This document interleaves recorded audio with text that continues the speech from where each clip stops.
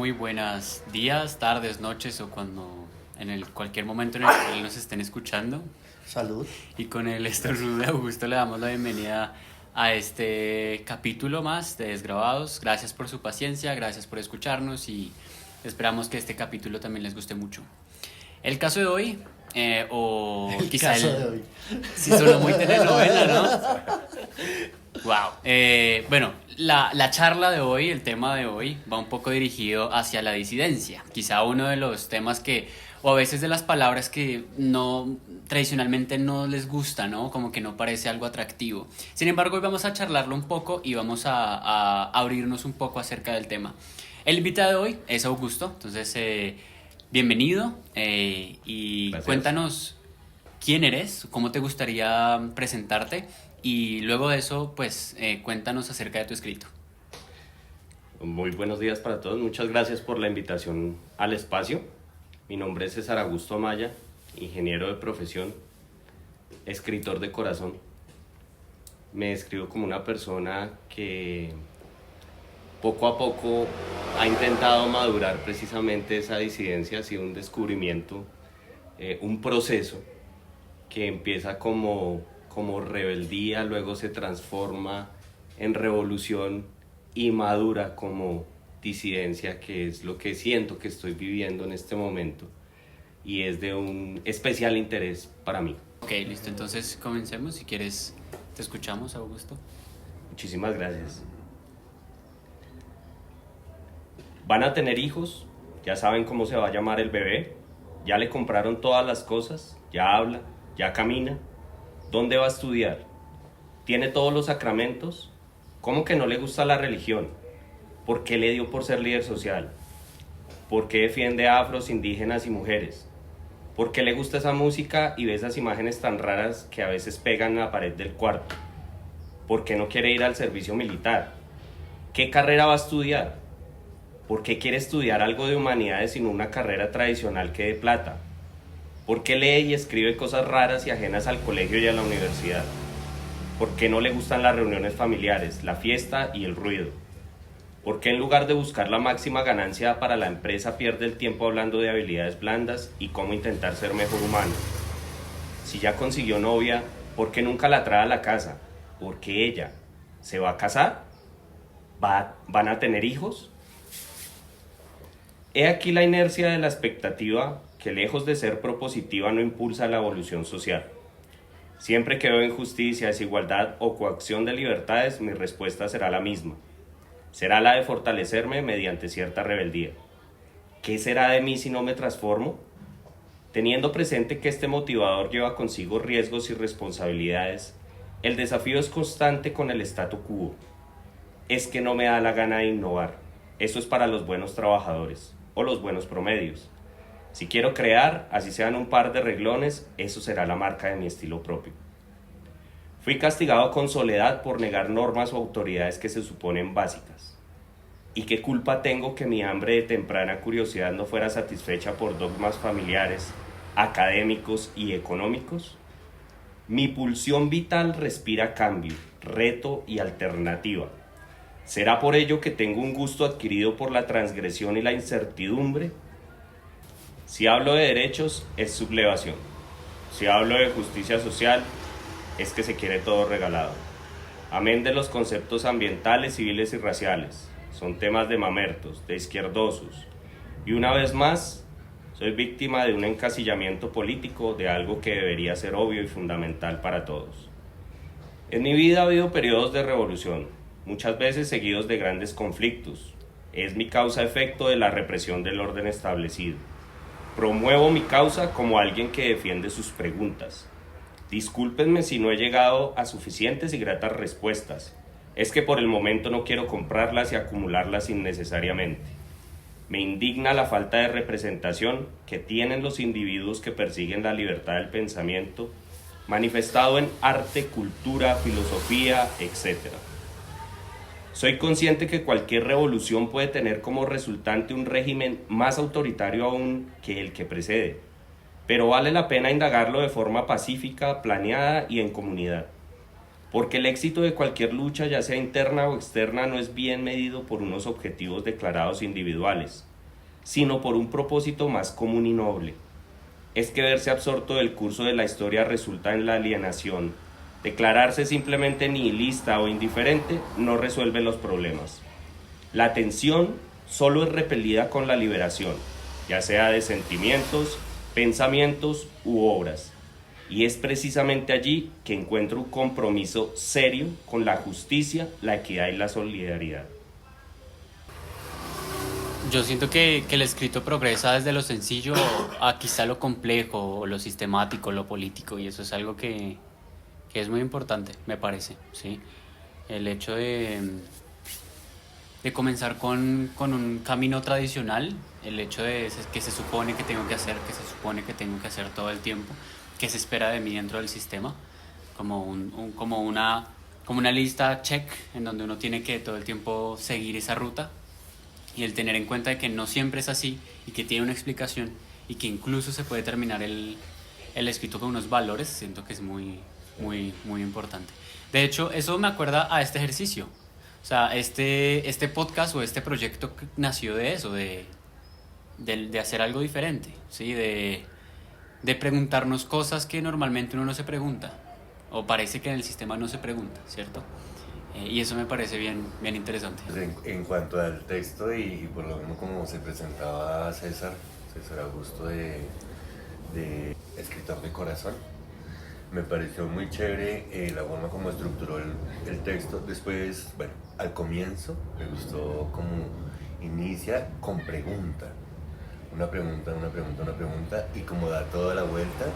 Y la última pregunta de ese bloque vuelve al inicio. Eso me pareció bien revelatorio de cómo se puede dar, que es más o menos lo mismo que tú estás diciendo, Julián, cómo se da ese proceso dentro del mismo gesto de la disidencia, ¿no? Que finalmente... Yo siento que es un grito de libertad, o sea, siento que lo que encontramos en la disidencia que se nos apareció en un espacio disidente es precisamente ese grito de libertad que uno estaba buscando sin querer buscarlo. Siento que el texto es autobiográfico, si no lo habíamos hablado, y siento que de alguna forma la única reacción que tenemos frente a toda esa normatividad o ese poder que al principio pasa un poco desapercibido dentro de la normalidad, es precisamente ese ejercicio. El trabajo de disidencia viene por un filósofo que propuso Augusto, que es francés, se llama Sadan. Eric Sadan. Lo que plantea en la propuesta de disidencia de él es precisamente cosas así, ¿no? Nuevamente la agrupación independiente de las personas más allá de una institución que genere nuevas formas de diálogo, pensamiento y reconciliación y sentido. Porque si no, pues simplemente pues estamos ahí individualmente y lo único que nos une son los medios. Entonces siento que es uno de los capítulos que más esperaba, porque creo que le da un sentido y le da una opción de reacción al individuo contemporáneo.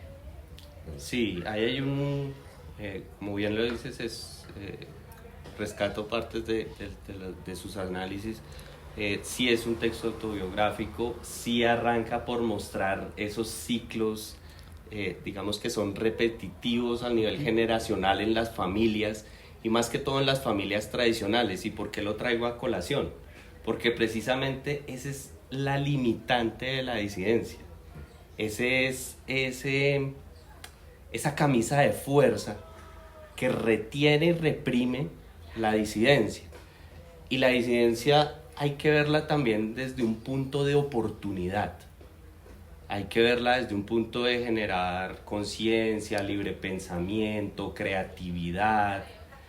Y parte de ese individualismo al que nos vemos forzados, parte de la repetición de esos ciclos familiares que muchas veces son un poco viciados o un poco tóxicos, pues la reprimen. En parte también la educación. Tenemos una educación que forma mucho buenos trabajadores, pero muchas veces no le interesa formar buenas personas o personas con un pensamiento crítico. Entonces ahí veo esas limitantes que muchas veces son heredadas. El odio también se hereda y es más fácil de heredar a veces que el mismo... o sea, el odio es más fácil de heredar que el mismo amor. Esos temas raciales, de xenofobia, construcciones sociales que a veces impiden ver esa otredad, reconocer algo diferente, pues son muchas veces de generación en generación heredados e inculcados. Ahí es cuando precisamente debe saltar nuestro instinto de, ven, ¿cómo yo me paro frente a eso? ¿Cómo me declaro en cierta forma inconforme con ese legado? Y digo, no, voy a plantear mis propias preguntas y voy a interesarme por saber que hay algo más, ¿sí? Entonces veo muchos elementos que conforman lo que después, como yo digo, viene siendo en su parte más madura disidencia. Porque uno arranca, cuando uno es adolescente, digamos, la rebeldía o la revolución, uno simplemente le interesa como generar el conflicto. Porque hay una parte mucho más profunda, hay una parte que ya es mucho más de fondo, ya no tanto de forma. Ya el que yo tenga una huerta en mi casa y cultive algunos de los alimentos y se lo dejo de comprar al supermercado, el que yo escoja un camino diferente para hacer mi recorrido el día de hoy, el que yo intente relacionarme de una manera diferente con las personas que me rodean, el que yo quiera generar un impacto en la comunidad, todas esas son formas de disidencia, pero con un tema consciente, con un tema que ya viene alimentado y empujado ya no solo por una inercia familiar, sino por un criterio propio. La disidencia sería algo inculcable, por ejemplo. Sí, yo pues pienso que más que inculcar, me gusta más la otra palabra que utilizaste, que es como incentivar. Sí. Más allá que inculcar. Sí, sí. Es generar el caldo de cultivo para que surja la pregunta. Pues muchas veces la pregunta es clave, ¿no? O sea, sí, claro, no, y es muy seria, porque estamos en un contexto social donde hay una cosecha de respuestas para todo. Y el problema de tener respuestas para todo es que la cosa se termina volviendo dogma. Dices lo de los discursos formateados, ¿no? Exacto. ¿Qué es eso mismo? O sea, Entonces veo yo más una importancia en volvernos a formular preguntas de fondo, tipo mayéutico, tipo por lo menos de cuestionar y cuestionarnos, que también hay que ponernos en el escenario. Esto no se trata solo de hablar de que vamos a juzgar X o Y cosa, sino cómo estamos planteados frente a un entorno social, cómo nos ubicamos ahí. Ajá. Esto me acuerda mucho al colegio, la verdad, porque yo siento que desde ahí quizá es donde todo empieza, ¿no? Porque aquí comienzan los imaginarios o los ideales. Entonces vemos al rector como la persona más pulcra, la persona más correcta, ¿sí? Luego vemos a los profesores. O se supone que vemos el imaginario del profesor con una persona que lo sabe todo, una persona a veces complicada, que a veces no nos entiende a todos y no termina siendo de alguna forma una persona participativa, una persona que brinda oportunidades. Y no hablo de oportunidades como un tema laboral, un tema no. Es como la oportunidad de saber que me escucha y saber de que yo puedo proponer cosas como estudiante. Y también no se brinda la oportunidad de poner la atención a algunas materias que son muy importantes. Muchas veces, por ejemplo, la gestión emocional es una de las cosas más importantes en las cuales todo adolescente pasa y y parece que los colegios lo dejan pasar como si fuera cualquier cosa. Como no, eso le pasa, eso es normal, pero realmente no le damos atención a lo que el niño o el adolescente piensa. Otra cosa, por ejemplo, es el uso de las finanzas, ¿sí? Muchas veces le brindamos o le damos esa participación a los papás o a las familias. Se tiene una materia que se llama proyecto de vida, y el proyecto de vida es algo muy importante, pero no tiene que ser algo esquemático, sino algo de propio conocimiento. Y nunca se tiene desde ese lado, o sea, dentro de lo tradicional colegio nunca se tiene ese lado. Entonces como que, de hecho hace poco en una de las propuestas que hablamos aquí en el café, un día de una reunión, había un profesor, creo que también era psicólogo, que él puso y propuso un evento dentro del colegio que se llama Yo Soy Talento, ¿sí? Entonces básicamente usted con lo que sabe y con lo que le gustaría intentar, busque un talento en el cual usted pueda despertarlo y llevarlo más allá. Y eso ya está fuera del colegio, ¿sí me entiendes? Es como que sale de las paredes, porque muchas veces los niños van todos los días encerrados en las mismas 4 paredes y de ahí no salen, y muchas veces se torna un poco difícil, complicado, ¿sí? Entonces cuando se propone algo se sabe que va más allá, que incluso lo que tú estás proponiendo va más allá del colegio, que te pueda aportar a la universidad o incluso para tu proyecto de vida, pues apoya y ayuda muchísimo. Como propiciar el puente, ¿no? Como propiciar esos puentes. Ahí se hace inminente como o sea, se plantea muy de relieve el asunto de la masificación en la que estamos. Como posible solución, el artesanado, ¿no? El pequeño grupo, o sea, las pequeñas agrupaciones, los pequeños pretextos incluso, los pequeños pretextos para desde ahí poder expresarse, porque uno realmente no viene a la galería 6 a 6 a decir voy a hacer tal cosa. Uno dice voy porque sé que allá salen cosas. Entonces es bacano ese micro, o sea, como hacer que las grandes, perdón, yo pienso en una burbuja de jabón, digamos por ejemplo con el planeta. No sé si se han dado cuenta cuando las burbujas, cuando las pompas de jabón están madurando en el aire, están ya, que uno sabe que tiene su proceso, empiezan las manchas a volverse grandes. Cuando se vuelven demasiado grandes esas manchas aceitosas es cuando se revientan. O sea, cuando la burbuja es joven, o cuando está activa, digamos, para no ponerlo en términos de tiempo, esas manchas son pequeñitas. Yo creo que la disidencia no se puede enseñar, ¿sí? Pero sí se puede contagiar, porque siento que es una necesidad reprimida, siento que hace parte del ser humano, pero como lo decía Julián, se ha reprimido desde el colegio y desde la familia tanto que cuando uno la ve, se contagia, ¿sí? Y cuando uno empieza a ver estos gestos, lo pienso por ejemplo desde el arte. Yo pienso que el arte sin disidencia no es arte, ¿sí? Si no irrumpe, si no está rompiendo esta cotidianidad, esta normalidad, esta forma de pensar tradicional, no tiene sentido. Pero más allá de eso, es entender la vida como un proceso artístico, es decir, donde tú tienes la verdadera autoría de eso. Pero como decía Juli, estamos muy encaminados, ¿no? Lo que decían del proyecto de vida, si uno lo piensa, es terrible. Porque es unos tutores que te colocan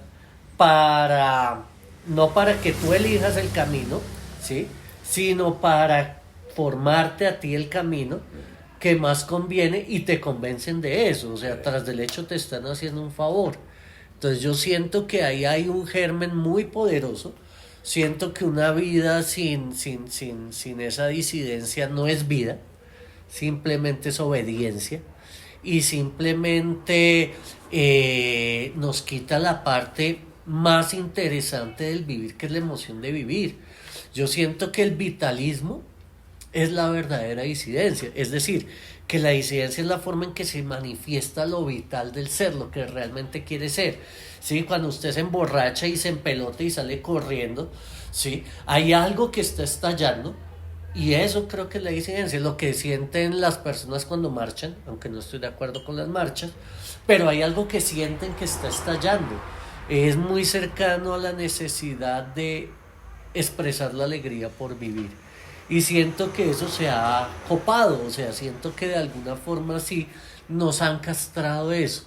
Y por eso se ve tan extraña y por eso pues también obedecemos como ese tipo de comportamientos y cosas que que son cotidianas, ¿no? Porque ya no somos disidentes, ya simplemente somos obedientes.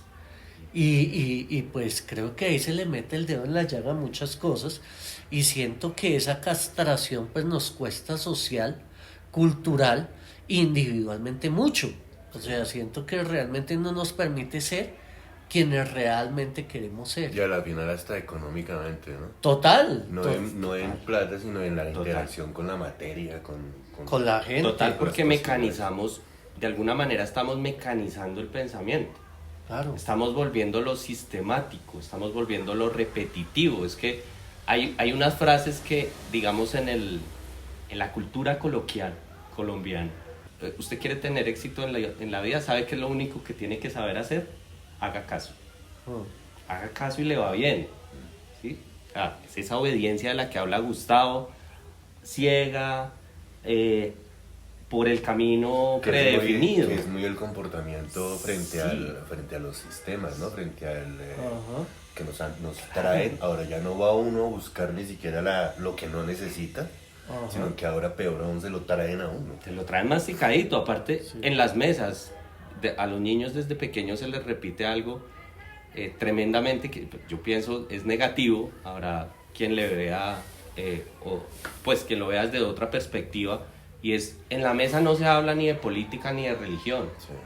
Y eso nos ha coaccionado de una manera terrible, porque en las mesas debería poderse hablar de política y religión, poder escuchar diferentes maneras de ver la vida. Y eso que está diciendo es chévere porque bota, o sea, arroja, me refiero, esa pulsión de posibilidad de cambio a quizás una de las fuentes más importantes de origen de esta problemática, y es a la familia, porque es finalmente dentro de la familia donde se empiezan a direccionar todos esos elementos de poder. ¿Quién se sienta en la cabecera? Exacto. Sí, cosas así. No, y fuera que de eso que va a provocar incomodidad. O sea, la razón por la que no se habla de eso es porque puede ser una situación incómoda donde las personas que tienen el poder de esa comunidad van a tener preguntas que no van a poder responder y se va a poner en duda. Sí. Entonces, de alguna forma, esa es una forma de mantener el poder, ¿no? Controlar esa disidencia. Entonces, hablen de lo que quieran, pero no de estos temas que son delicados y hacen parte de nuestra estructura. Y muchas veces, digamos, la gente comienza a pelear, digamos, si hablamos de política, comenzamos a hablar que si sindicalismo, que si de presidencia, que si de consejos, de no sé qué.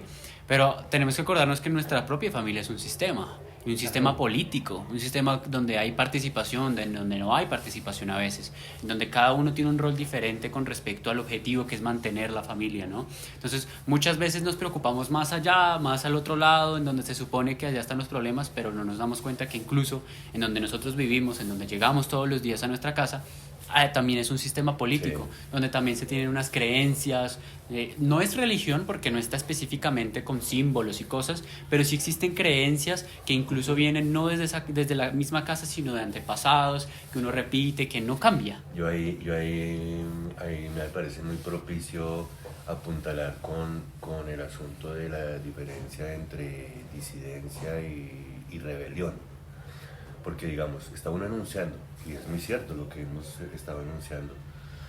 Uno denuncia lo que está fallando, la problemática está bien, o sea, es el paso de inicio, es la pregunta. Pero entonces, ¿cuál sería? Y es donde entra la diferencia, donde empieza a conformarse lo que es ya no rebelión, sino disidencia. Y es, ¿cuál sería la propuesta, por ejemplo? Lo digo acá, dentro del hogar, ¿cuál sería una posible propuesta, por ejemplo, mía frente a mi papá? O mía frente al que provee, que finalmente es el que es la presión. ¿Cuál sería una propuesta posible? Yo siento que, pues, bueno, esto depende mucho de cada familia, de cada costumbre, de cada dinámica, pero digamos, el hecho de soltar, muchas veces a veces creo que se complejiza cuando uno intenta comunicar esto. Por ejemplo, el ejemplo que tú diste acerca de la niña jugando con el papá, en el cual él la deja ganar a ella.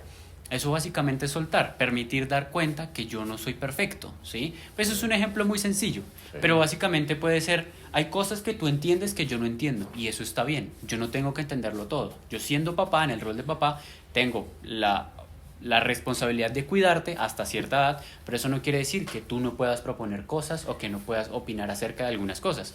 Si bien algo que siempre irrumpe en el tema de la dinámica familiar es el tema económico, lo estabas nombrando. Hay más allá del valor económico, o sea, hay muchas ideas que van más allá, y esto me conecta mucho con lo que dijo Gustavo hace un tiempo. Muchas veces nos preguntamos en por qué hay cosas artísticas o diferentes a lo tradicional, a lo cual nosotros le damos mucho valor. Por ejemplo, un concierto, ¿sí? Cuando vamos a un concierto, las personas no dudan en pagar lo que tengan que pagar por ir, ¿sí? Si hablamos de pesos colombianos, hay personas que pagan 400, 800 mil pesos, 1.200.000 por ir a un concierto. Sí. ¿Y qué es un concierto? Una hora de una persona cantando. Eso me genera de alguna forma y me brinda una satisfacción increíble. ¿Estamos realmente produciendo y trabajando en ese momento? No lo estamos haciendo. Pero es algo de entretenimiento o algo que hace que yo me sienta mejor. Entonces es como darle la oportunidad a eso que se supone que no tiene valor, pero tiene mucho valor. Incluso hoy en día también yo he visto personas dentro del área de las redes sociales, TikTok, Instagram, Facebook, lo que sea, hay personas que se preguntan cómo carajos es que estos streamers, que son niños que se la pasan enfrente a un computador mucho tiempo, o incluso los comediantes, que también son personas que hoy en día están siendo más populares, cómo es que esa gente tan ridícula, digámoslo así, gana tanto dinero, ¿sí? ¿Cómo es que pueden llegar a ganar tanto dinero? O una pintura que parece que no tiene sentido, que parece abstracta, puede ser tan cara y puede estar en un museo y puede valer tanto. Esa es la pregunta, ¿sí? Es como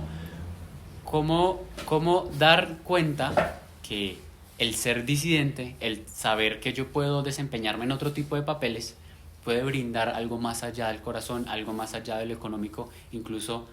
Pues yo creo que ahí se toca un tema duro, o sea, hay dos temas interesantes ahí. Uno es el del ejemplo de la niña jugando básquetbol, ¿no? Que yo estoy seguro que la niña sabe que el papá se dejó ganar. Y es un gesto de amor muy chévere. Sí. Pero otro es el de la misma adolescencia.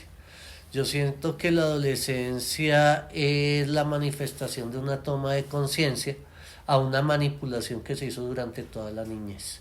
La adolescencia es el primer grito de quiero ser yo como yo quiero ser y no como quiere mi papá que yo sea, ¿no? Lo segundo es que para mí disidencia y revolución son casi gemelos, porque en cierto sentido la disidencia revoluciona cosas, es decir, va en contra del poder, ¿sí? Los actos de disidencia, por ejemplo, cuando el chino no quiere comer en la mesa, sino quiere comer en su cuarto porque está hablando con la novia, porque está viendo televisión, pues va a tener una oposición siempre.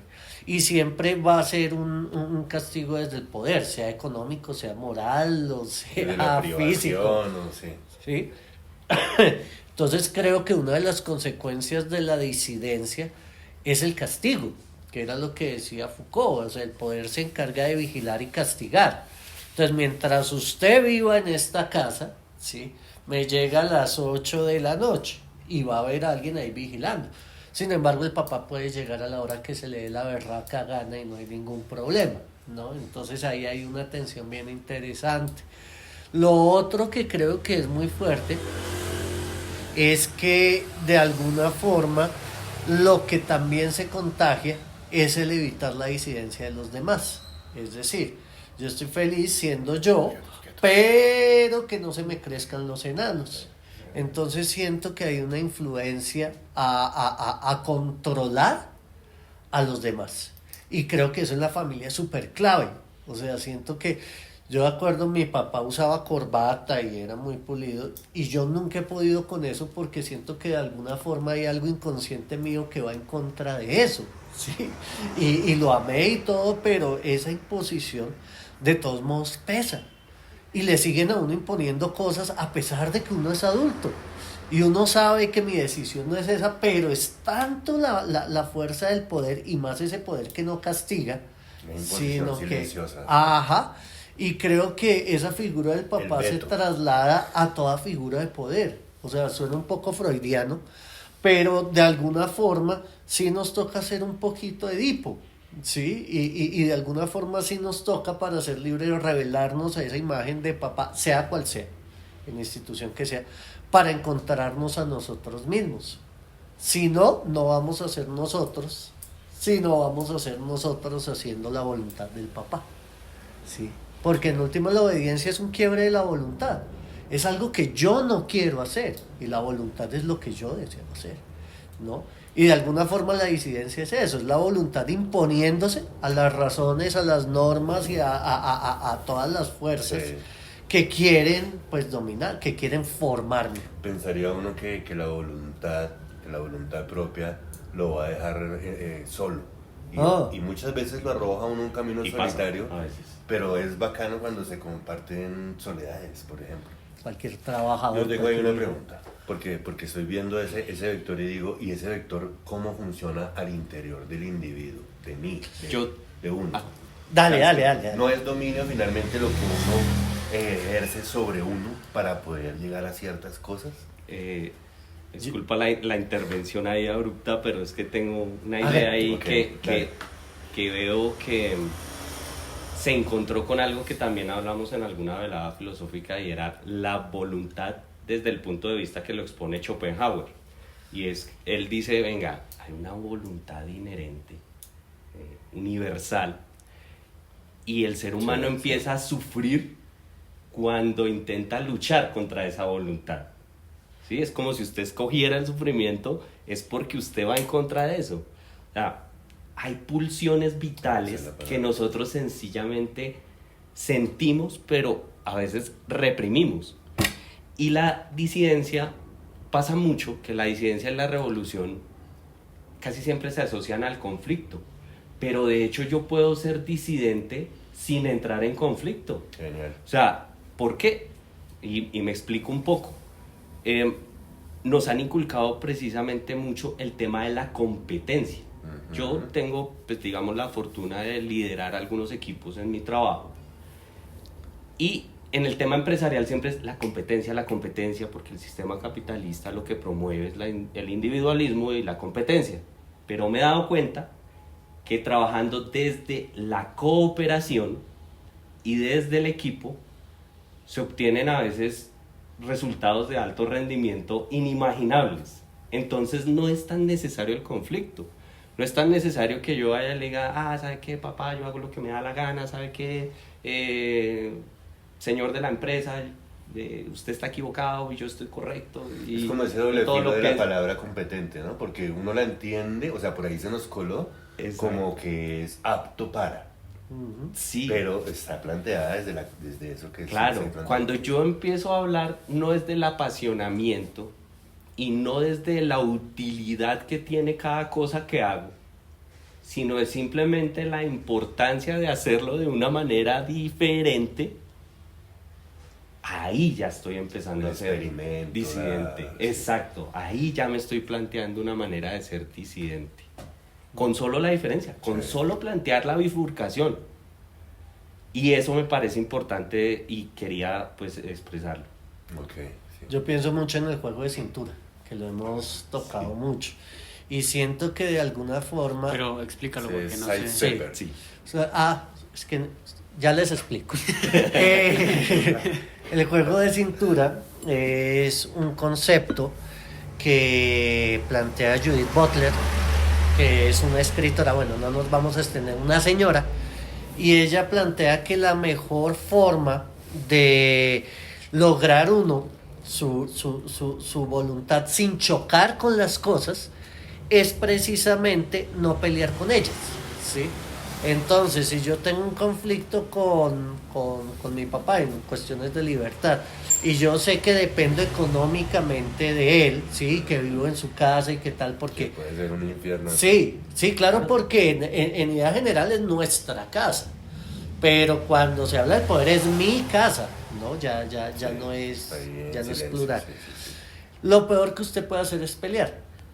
¿Por qué? Porque va a fortalecer eso. Entonces, busque la forma de hacerle el quite al enfrentamiento y métase por otro lado. Uno de los juegos de cintura más interesantes es la charla sincera. ¿Sí? Es cuando uno logra, y es esa etapa, no sé, que uno Unos tiene tres la traguitos de papá. adolescencia, exactamente, y Tres bueno, traguitos de papá. vamos a hablar de verdad, vamos a hablar cómo es la cosa y y se pueden decir las cosas y de alguna forma evolucionan. Yo siento, o sea, en mi vida personal pasó mucho, pasó con mis hermanas también, pasó con mi papá, y es un momento donde la sinceridad logra lo que no logra la pelea. Sí. Y es algo muy bello porque de alguna forma la disidencia es un acto de sinceridad, ¿sí? Es lo que realmente yo quiero hacer, es como realmente yo pienso, ¿sí? Si yo no creo en sus cosas, usted no tiene por qué creer en mí. Y por eso pues siento que ahí hay una beta bastante grande, pero tiene que accionarse desde la sinceridad, desde la real sinceridad. Sí. Porque digamos uno de los traumas que uno tiene desde chico es que uno no podía ser sincero, porque el que era sincero era castigado. O calaba, sí, o terminaba. Ajá. Por algún lado calaba. Marginado. Sí, Sí. y eso está ahí. O sea, suena muy hippie, muy niño interior y todo el cuento, Pero pero lo primero es como vencer ese miedo. Total. Meter sin tu, o sea, concebir bien cuáles son los tópicos y hacer fisura, meter sí, cintura. digamos, piense si usted realmente es disidente en su relación de pareja, ¿sí? Sí. Que muchas veces los que son esos, uno por no molestar, por no Sí. O como por el que temor a vuelve a que se entrar. vaya. Eso me parece muy bacano. de- Otra vez de Edipo, Thor. ¿no? Que va a perder la mamá otra vez, se casa con ella y tiene que hacerle caso para que eso funcione. Dijo Facundo Cabral, cuando el caballo es tuyo no tienes que amarrarlo. Ajá. Y es una frase tremenda porque es cierta, ¿sí? Yo no tengo que obedecer para que alguien esté conmigo o para que me muestre su afecto. Eso fue la terapia que nos hizo Pavlov cuando éramos chiquitos, ¿sí? Pavlov, conductismo. Entonces el estímulo de la campana y el perrito. Sí. Entonces la mamá cuando la obedecíamos se portaba bien con nosotros, cariñosa, nos daba de su afecto, y cuando no, brava. Ya después no fue necesario que se pusiera. La campana después ya desapareció. Ajá. No es necesario. Pero Sí, si no, eso no. no se supera, cuando crecemos seguimos siendo el perrito de Pavlov, ¿no? Entonces, ay, no me gusta que llegues tarde. Bueno, mi amor, no lo vuelvo a hacer. Y empieza otro. La única respuesta es la sinceridad. Sí. Y es muy fuerte porque creo que esta es una sociedad que no es sincera. Es que nos va en contra el Ajá. deseo de encajar, ¿no? El deseo Ajá. de pertenecer. nos Y la va en contra. sinceridad con uno mismo. Sí. Ahí dijiste dos palabras muy importantes. Yo creo que no es lo mismo encajar que pertenecer. Cuando uno pertenece es cuando ya uno se siente Ajá. como que pertenece, ¿sí? Pero es un deseo que uno tiene ahí sembrado. Y encajar ya es esto Forzado, que ¿no? como que intentas encajar, pero no encajas. Eso pasa mucho. Algo que me puse a pensar mientras que los escuchaba es acerca de que muchas veces cuando uno piensa de una forma diferente, disidente, incluso tiene mucha inseguridad, ¿sí? Y muy poca confianza. ¿Por qué? Porque no se conoce, porque uno comienza a conocerse en serio. Como cuando uno está en una pareja y luego está despechado, uno no se encuentra, uno dice, ¿dónde está? ¿Dónde estoy? ¿Y yo dónde estaba antes de que esta persona existiera? ¿Sí? Es como que para conocerse, básicamente, piérdase en usted mismo, ¿sí? O sea, intente preguntarse usted mismo si le gustan las cosas, si no le gustan las cosas, si este camino le parece más atractivo que el otro. Pregúntese de una forma sincera, sin juicios, sin ese conductismo, se supone que Ajá. toca, a ver qué pasa, ¿sí? Chévere. Porque muchas veces uno quiere ser diferente, pero a veces es como un tema que es un impulso, pero no necesariamente una línea o un proyecto, digámoslo así, ¿sí? Sin ser tan esquemático, sin ser... Y eso me acuerda mucho también a otra persona. Una vez escuché a alguien que decía, a veces imagínese la vida no como un arquitecto, sino como un arqueólogo, ¿sí? No como alguien que todo el tiempo tiene que tener cada viga bien puesta, cada cuarto bien hecho, no. Imagine que usted está construyendo algo y que mientras que va abriendo camino, mientras que quita la tierra, mientras que cava, usted tiene la esperanza de encontrar algo que le va a gustar. Y tarde que temprano, en algún momento, usted va a encontrar algo que va a ser muy valioso para usted. Incluso va a ser mucho más fructífero para usted mismo. Entonces, es como esa confianza a veces ciega de sí mismo, porque usted mismo se está dando la oportunidad de conocerse. En el cual, como un arqueólogo, puede encontrar un buen hueso. Qué interesante, Juli, qué interesante porque precisamente yo creo que esa inseguridad la genera un temor y es el temor a la incertidumbre. Tú lo dijiste, miremos a ver qué pasa. No estamos acostumbrados tan a eso. Estamos más acostumbrados a la certeza, al paso seguro, al yo ya sé dónde, si salto ya sé dónde caigo, ¿sí? ¿Y qué hay, por ejemplo, bacano en la incertidumbre? Esa sería chévere una pregunta, o sea, ¿qué hay bacano en la... ¿Qué hay bueno, qué hay...? Yo siento que... La sorpresa, el asombro, Eso- la oportunidad, o sea, Eso es como, Sí. como eso vitalicio del ser humano, ¿sí? Por ejemplo, yo siento que por eso a la gente le gusta tanto viajar, porque es como permite que la persona como humana use su capacidad de asombro. Eso de que abro la puerta y veo una cascada y digo, wow. O por ejemplo, vámonos a los primeros humanos que descubren el fuego. Ese wow en ese momento debió ser espectacular. Entonces como que eso se llama, creo que, capacidad de asombro, el que yo diga impresionante, ¿sí? Eso hace que el humano conecte con su instinto más fuerte dentro de sí y que de alguna forma se sienta satisfecho.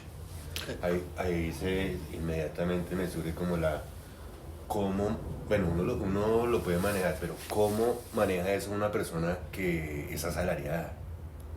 Total, sí.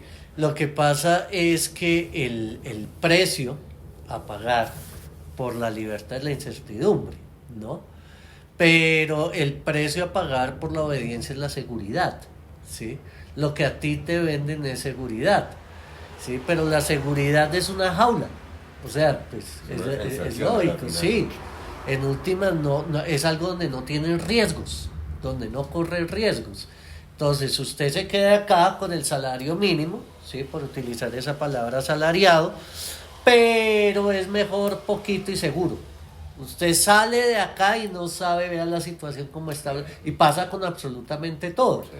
Yo la prefiero a esto, no la quiero mucho, sí, pero al menos sé a qué me atengo en vez de vaya uno a saber.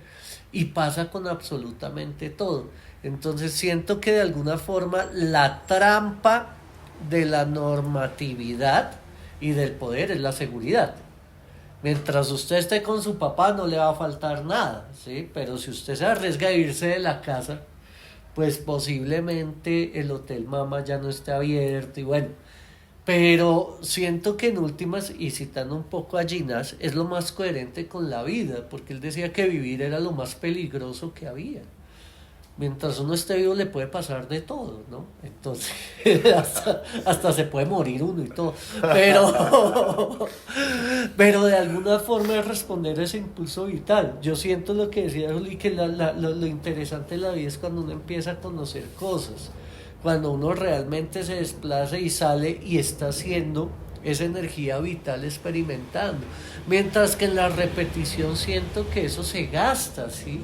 Que son las caras que uno ve. Esa es la cuestión de la vez. repetición. Sí. Y es el cansancio de la rutina nuevamente, y siento que es eso, que no es confort, pero que se ha disfrazado de confort.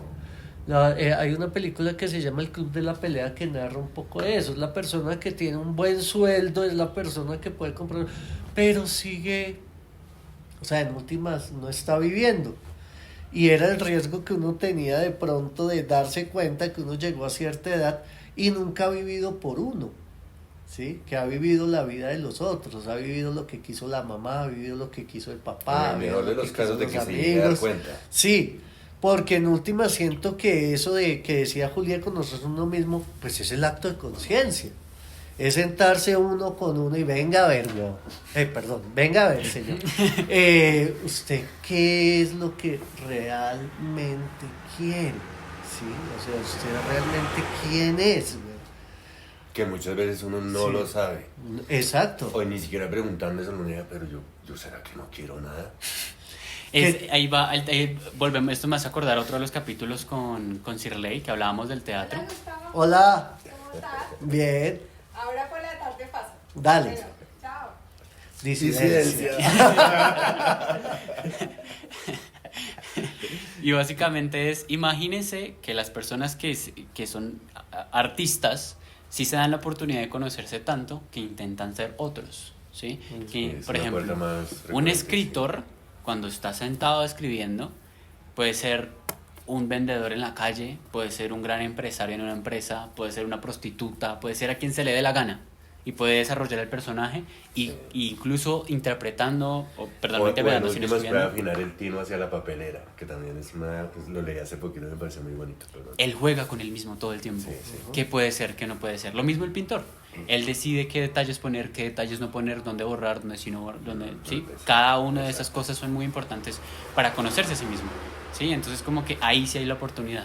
Entonces, por eso yo creo que el arte es tan importante, sea como sea, ¿sí? Entonces sí. Quiero volver un poco a tu pregunta porque considero que a veces estos términos se ven como, de pronto, cuando tú dijiste, venga, ¿cómo puede hacer disidencia alguien con un salario mínimo? ¿Cierto? Esto se ve como algo que alguien que ya tiene todo resuelto, Pues listo, ay no, ya, chévere, haga lo que se le Voy dé a la gana en la sorprenderme, vida. voy a Sí. sorprenderme. Estas son cuestiones de gentes pues, no Sí. señor. La disidencia se puede hacer desde actos muy simples, pero a la vez muy significativos al nivel personal. No sé, si la persona le gusta pintar, hay cursos libres, cursos gratis de pintura, cursos de extensión en las universidades. Gracias por la cuña. Si la persona le gusta cultivar, empiece por una huerta. Aquí mismo se ven ejemplos Si hay, bonitos. exacto, huertas urbanas, familiares que tengan terrenos cercanos a la ciudad, siembre algo, cultívelo, tenga la experiencia. Mucha gente aquí ha decidido, venga, no, pues si yo me estoy ganando un mínimo acá y me voy a una parte rural y vivo más tranquilo, así sea con un poquito menos de dinero, lo que sea, pero tengo mis necesidades cubiertas, pues hombre, si es por salud, tranquilidad mental, lo que sea, me voy. Sí, sí, o sea, es un precio muy punto, bajo. punto. Si a alguien le gusta enseñar, hombre, empiece con sus conocidos o alguien que lo necesite, enséñele algo que usted sepa, un oficio, un Sí. saber, un tema básico. O sea, la cosa es que esto se ve muy, muy compleja, pero no lo es. Yo puedo arrancar con cosas disidentes muy, muy... Desde instantes, desde Claro, porciones, momentos. la comunidad. Se me inculca que yo debo estar ahí frente al computador o frente a mi trabajo manual todo el día. ¿Cómo me salgo de eso? Ah, no, bueno, ¿cómo voy a empezar a interactuar con mi comunidad de una forma más participativa, más constructiva? Y la comunidad empieza por el Y- vecino. Exacto. ¿Es cierto? Empieza por quien yo tengo cerca, empieza no por unas cosas, yo no tengo que hacer unas cosas tremendamente raras, por decirlo así, para empezar a ser disidente. Claro. Si yo quiero no empezar a comprar las cosas en un supermercado, sino en un mercado campesino, hermano, usted ya es disidente. Aunque sean del mismo dueño. Pero sí, porque es una actitud, Pero o es, sea, en últimas pero es una no decisión que usted está tomando por sí mismo y dice, Sí, ya es un... es una declaración. Y es entonces decir, venga. eso me parece muy importante porque lo que tú estás diciendo básicamente ya deja al jefe lejos. Deja al papá opresor, digámoslo así, o el machismo, todos estos imaginarios que hicimos, disidencia, diferente, vamos a conflicto, no están, ¿cierto? Parece que no están, solo por preguntarse a uno, bueno, ¿y yo qué pienso? ¿Y qué me gustaría a mí? ¿Y qué tipo de actividad puedo hacer para mí? Es diferente. Ay, yo quería meter un poquito la ficha aprovechando un poco, y es que siento que uno de los descubrimientos interesantes de estudiar este concepto es que la disidencia es más un acto de creación que de destrucción. Es decir, cuando hablamos de disidencias, que es una palabra un poquito cargada de significados muy duros, Los disidentes de estamos- las FARC. Sí, por ejemplo, alguien Sí, que se apartó pero ya con eso ya uno se imagina entonces ser disidente, romper las cosas que están... No, es lo contrario. Por ejemplo, un acto los pequeños actos de disidencia, que estoy de acuerdo con César, son significativos, lo que decía Juli, el darse la oportunidad de escribir, ¿sí? Porque cuando usted escribe, ¿con quién está? Pues con usted Se usted está mismo. reelaborando. Sea el personaje que diga, tomando el ejemplo de Juli, sea un vendedor de afuera, es usted ponerse en ese papel sinceramente, si hubieras... Entonces siento que esa disidencia es creación de uno mismo. y así esa creación no esté alineada con los parámetros o los paradigmas.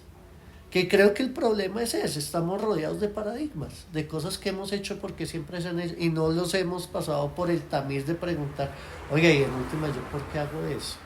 O sea, si hay algún sentido en hacer eso o no. Sigo promoviendo lo que, digamos, siendo consecuente con la charla y el escrito que preparé, es pregúntese y pregunte. Pregúntese y pregunte. Okay. Ahí Primero encuentran, pregúntese y sí, pregúntese y pregunte. La pregunta es fértil, sí. Ahí hay algo positivo en eso. Créame que Algo saldrá, sí. inherente a eso hay conocimiento por ahí. Es como una semilla. Eso es lo importante, no dar por sentado, no asuma, no pregúntese y pregunte, que eso es lo más sano que pueda haber.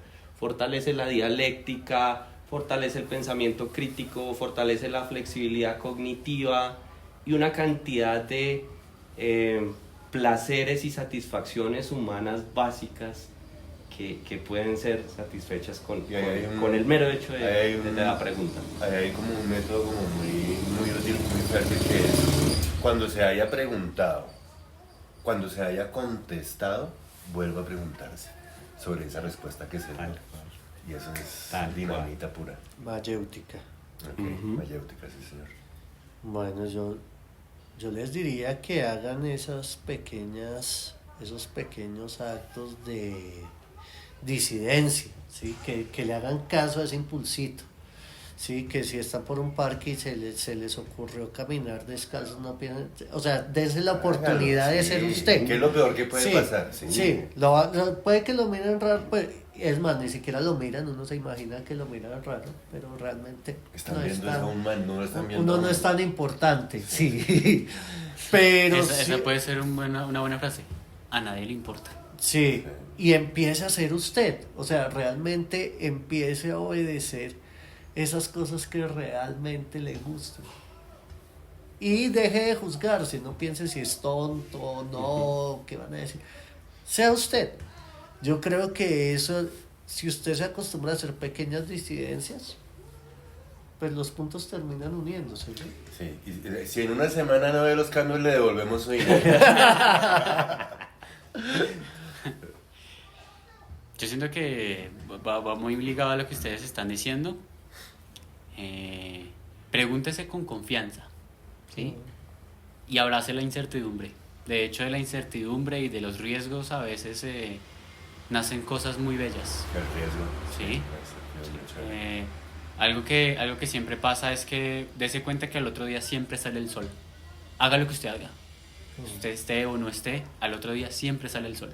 Entonces, aprovechar esas oportunidades que uno todavía tiene mientras que esté vivo, en preguntarse y en saber que siempre existe una oportunidad dentro de un espectro gigante de lo que es el ser humano. ¿Sí? Creo yo. Ahí se plantea acá ese equilibrio entre si es de más, o sea, si en mi valoración es muy bueno lo que me está pasando, estoy emocionado, pensar, esto también pasará. Si es muy malo, o sea, yo como que aquí, también pasará. Muy bacano porque se establecen las dos pulsiones. Sí, yo creo que tampoco, o sea, algo que también se tiene que trabajar mucho es el amor al fracaso, ¿sí? Muchas veces a nosotros no nos enseñan a intentar, sino a obedecer, ¿sí? O sea, como que nunca te dicen como, no, inténtalo, no te preocupes, si la embarras, todo bien, ¿sí? Algo aprenderás de ahí. No, todo el tiempo es como, hazlo y te tiene que salir bien, porque si no eres un mediocre o algo así relacionado. Mediocre. Entonces, eso es... Un ocre medio. Sí, esas son palabritas de control. Sí. Y funcionan, que es lo más triste. Entonces, inténtelo, no está perdiendo el tiempo, nunca se perdió el tiempo. Es como así, un profesor a mí me dijo, el trabajo indigno no existe. Desde la señora que vende afuera las mazorcas hasta el alto gerente, ambos son trabajos dignos. Entonces no existe actividad que no sea indigna, sino tiene su propio intento y su propia pregunta. Entonces siento que eso es bien importante. Sí. Pues bien. Bueno, muchas gracias. Muchas gracias. Bueno, uno más. Muchísimas gracias. Espero nos podamos encontrar en otro capítulo. Sí. ¿Algo más para agregar? Metan cintura. Bueno, Listo. Tan. listo. Ay, Dios.